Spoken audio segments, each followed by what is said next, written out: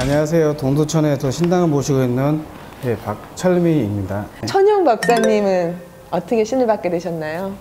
저 같은 경우는 저희 외갓집에서 네. 할머니가 무당이셨고 또 할아버지가 또 스님이서 대체 스님이셨어요.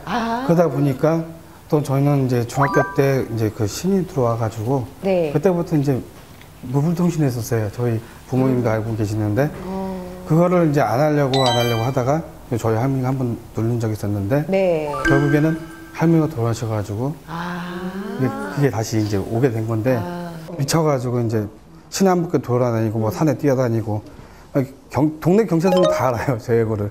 그러다 보니까는 제가 딱 나오면은 이 사람이 왔구나 그러면 집에 아니까 데려다 주고 또 나오면 또 집에 데려다 주고 그런 식으로 계속 있었어요. 저희 할머니도 마찬가지로 마지막에 가셨을 때도 뭐 보지를 못했는데 되게 좀 힘들게 봤었던 부분이 있었어요. 네, 왜 울라 그러세요? 왜 울라 그러세요? 아니 지금 말씀하시는 갑자기 슬퍼지잖아 옆에서. 그러니까 얼마나 고생을 하셨으면 지금도 이렇게 눈시울이 붉어지시는데 이게 정말 말로만은 저희가 다 느낄 수는 없지만 그래도 이렇게 보니까 저도 마음 짠하잖아요. 정이 어떡하면 좋아 우리. 얼마나 힘들으셨으면 이렇게 눈물을 흘리셨을까요? 다들 힘들어요. 네. 다들 힘든데 정이 많으신 것 같아요. 네, 그러니까 되게 짠해요. 나도 아프다. 네. 천영 법사님, 운명이 존재하시나요? 말 좀 해주세요.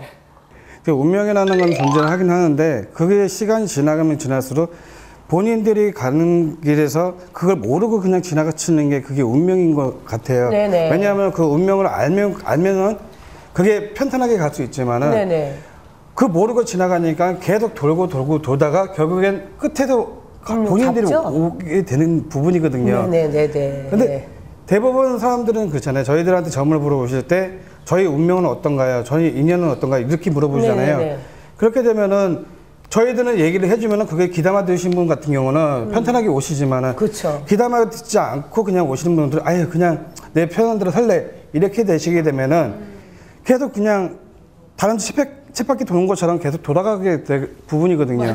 난 받아들일 수가 없었거든요. 네네. 그러다 보니까 결국 돌고 이게 풍파 다 겪어보니까 결국 이 길이 내가 운명이구나 이게. 네. 그래서 이렇게 오게 된 것 같아요. 결론은 운명이 있다네요. 그러니까 여기도. 천영 법사님께서는 운명은 정해져 있다. 네, 스튜디오에는 지금 사례자분 한 분이 나와 계십니다. 우선 제가 보는 거는 다른 분들하고 거의 비슷하긴 하시는데 제일 중요한 거는 뭐 시작을 하실 때 처음엔 좋은데 끝이 항상 안 좋아요. 끝이 항상 안 좋고 항상 주위에 있는 사람들이 베풀어 주면은 그 사람들한테 베푸는 게 돌아오는 게 아니라 오히려 뒤통수를 맞는 경우가 되게 많아요. 그러다 보니까 사람한테 상처를 많이 받고 아까 뭐 일부 정도 못 하셨다고 했잖아요. 누굴 만나셨다 해도 그 사람이 여태까지 이어가지는 못하는 격이에요. 그러다 보니까 마음의 상처가 너무 많고 이제 누구를 만나더라도 그냥 반감이 생기시는 거죠. 반감이 생기다 보니까 쉽게 만나기가 좀 어려운 부분이 있고 아까 보이는 게 잠깐 있는데 그러니까 산소하게 잠깐 보여요. 혹시 산소를 건드시는 게 있는지. 가족묘를 이전한 적이 있어요. 거기에서 아마 탈이 나서 가족들에게서 다 안 좋은 게 자꾸 보여요. 아까 뭐 윤재 선생님이 말씀하셨다시피 뭐 신바람도 있고 조당바람도 있는데 거기서 특이한 게 거기가 제 원인이 산에서 불었던 게 부분이에요. 그러다 보니까 보이는 집안 자체도 몸도 안 좋고 항상 어떤 일을 하더라도 겨우 다 실패하는 격이에요. 그러다 보니까 계속 안 좋았던 부분이 있던 부분이에요. 산바람은 우선 막아놓은 다음에 제일 중요한 건 조상들이 누지가 처진 조상들이 있잖아요. 그분들을 올려보내고 나면은 집안들 자체가 다 편안해진다는 거죠. 암만 백날 제수꽃을 뭐 많이 한다 해도 내 조상이 편하지가 않으면은 암만 제수를 받다 해도 편하지가 않아요. 그렇기 때문에 제일 중요한 거는 제 원인이 뭐냐면 산에서 불었던 거. 그게 제일 중요한 거예요. 원인을 풀으라는 말씀이신 것 같아요. 원인. 거기서 원인을 먼저 더 풀어야 돼요. 그렇죠. 자, 우리 또 천영 법사님. 지금 금예비신이 보게 되면 직업을 봤을 때는 그러니까 직업이 연예인 직업이시잖아요. 근데 항상 구설 다른 건 당연한 거예요. 그거는 그냥 좋아하는 사람도 있고 그러니까 싫어하는 사람도 있겠지만은 근데 올해 같은 경우 봤을 때는 그러니까 제가 봤을 때는 올해 좀 구설이 타는 게 되게 많아요. 왜냐하면 강예배 씨를 잠깐 봤을 때는 뭐랄까 사람들이 뜻하지 않게 뭔가가 지금 그거에 대해서 하나의 실수를 말을 실수하거나 아니면 행동을 실수했는데 거기서 계속 파고 들어가는 게 자꾸 보이거든요. 근데 그거를 조심해야 되는 부분이고 또한 내가 처음에 시작할 때는 좋은데 항상 끝이 안 좋아요. 네, 프로그램이 네. 항상 끝이 안 좋게 나가요. 맞아요, 이게 맞아요. 그게 왜냐? 지금 강예배 씨는 항상 지금은 컨셉이 거기 뭐랄까 섹시 그 부분인데 그 섹시 이미지를 버리시고 다른 이미지로 가시면은 아마 내년에 더 좋은 작품 만나지 않으실까. 그래요. 제가 이번에 드라마 들어가는 것도 섹시 이미지인데. 그 부분도 있는데 그것도 싫어하는 부분도 되게 많아요. 그러니까 저도 많이 버리고 싶은 이미지가 많은데 항상 뭐 역할이나 이게 다 그런 쪽으로밖에 많이 안 들어오니까. 근데 한 가지 딱 보면 내년에 그 작품이 하나 들어올 거예요. 네. 이미지 탈피라는 그 작품이. 근데 거기에서 잘 하셔야지만 네. 이게 내년부터 이제 승승장구하실 것 같아요. 어떤 일이 있으셨는지 궁금해요. 네, 저 같은 경우는 거의 되게 많은데 누가 그러니까 여러 군데 그 무속인의 집에 갔을 때 다 신을 받아야 된다고 얘기를 하는 분이 계셨었어요. 거의 그냥 정신적으로 많이 이제 퇴폐해져 가지고 그러니까 오락가락 하시는 분이셨어요. 그 부모님하고 같이 왔었는데 제가 진짜 이 사람이 진짜 신을 받아야 될 사람이냐 저한테 마지막으로 물어보고 오셨더라고요. 그럼 저는 아니다.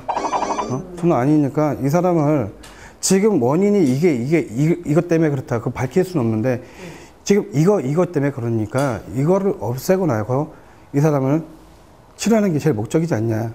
그래서 이걸 없애고 나서 8일 동안 이제 이 사람을 이제 계속 빌고 또 일을 해주고 그 다음에 이 사람한테 병원 가서 이제 치료값까지 받게 됐어요. 받고 나서 지금은 많이 괜찮아졌어요. 그러니까 정신적으로도 괜찮아지셨고 또 여기저기서 다 신을 받으라 했는데 저는 아니라 했으니까. 그게 신이 아니었던 거구나. 아니었어요. 그거를 착각할 수 있는. 근데 지금 보면은 현재 보면은 무조건 이제 좀 이제 정신적으로 뭐 퇴폐하신 분이나 뭐 정신 오락가락 하신 분 같은 경우나 아니면 좀 끼가 있다는 분 같은 경우는 무조건 신기가 있다고 해서 신을 받게 해요. 근데 그건 터준데도 그게 신 마냥 그렇게 하신 분도 있어요. 그래서 그거는 그러니까 절대 그걸 착각하시면 안 되는 건데 무조건 신을 받고 나면은 나중에 문제가 생기는 게 뭐냐? 이 사람의 인생이 달리는 문제예요. 그럼요. 인생이 달리는 문제인데 이 사람을 완전 바보로 만들어 놓으면은 이것도 저것도 안 되는 부분이에요. 뭐 그냥 정신적으로 이상했다? 그냥 아프다?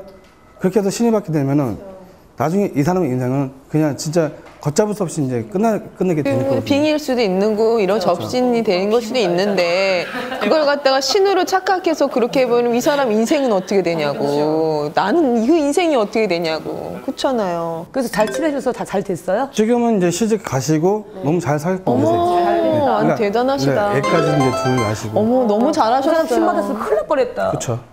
너무 잘하셨어요 진짜. 정 많으니까 얼마나 잘하셨겠어요.